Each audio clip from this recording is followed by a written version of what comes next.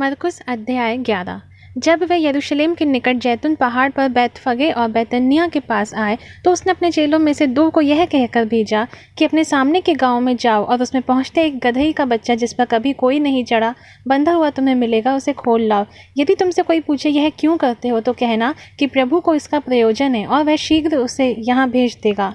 उन्होंने जाकर उस बच्चे को बाहर द्वार के पास चौक में बंधा हुआ पाया और खोलने लगे।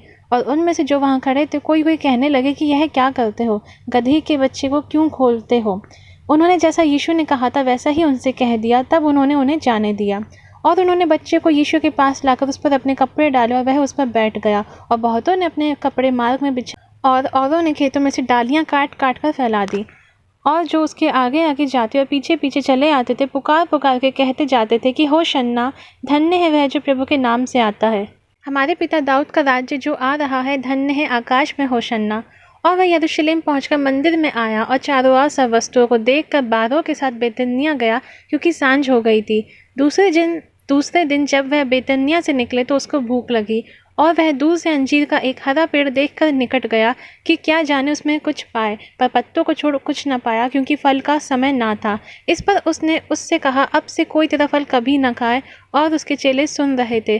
फिर वह यरूशलेम में आए और वह मंदिर में गया और वहाँ जो लेन देन कर रहे थे उन्हें बाहर निकालने लगा और सर्राफों के पीढ़े और कबूतर के बेचने वालों की चौकियाँ उलट दी और मंदिर में से होकर किसी को बर्तन लेकर आने जाने ना दिया।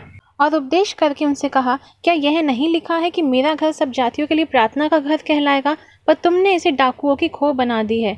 यह सुनकर महायाजक और शास्त्री उसके नाश करने का अवसर ढूंढने लगे, क्योंकि उससे डरते थे, इसलिए कि सब लोग उसके उपदेश से चकित होते थे। और प्रतिदिन सांझ होते ही वह नगर से बाहर जाया करता था।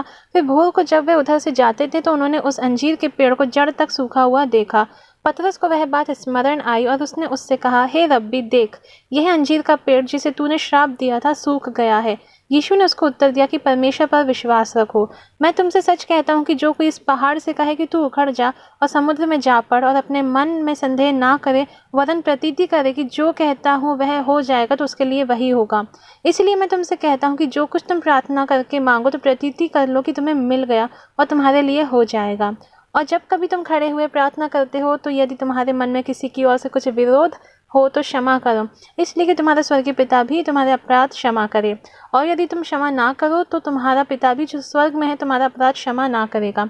वह फिर यरूशलेम में आए और जब वह मंदिर में टहल रहा था तो महायाजक और शास्त्री और पुरनिये उसके पास आकर पूछने लगे कि तू ये काम किस अधिकार से करता है और यह अधिकार तुझे किसने दिया कि तू ये काम करे। यीशु ने उससे कहा, मैं भी तुमसे एक बात पूछता हूँ, मुझे उत्तर दो तो मैं तुम्हें बताऊंगा कि ये काम किस अधिकार से करता हूँ।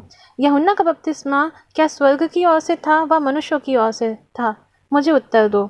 तब वे आपस में विवाद करने लगे कि यदि हम कहें स्वर्ग की ओर से तो वह कहेगा कि फिर तुमने उसकी प्रतीति क्यों नहीं की, और यदि हम कहें मनुष्यों की ओर से तो लोगों का डर है, क्योंकि सब जानते हैं कि यूहन्ना सचमुच भविष्य रखता है। सो उन्होंने यीशु को उत्तर दिया कि हम नहीं जानते। यीशु ने उनसे कहा, मैं भी तुमको नहीं बताता कि ये काम किस अधिकार से करता हूँ।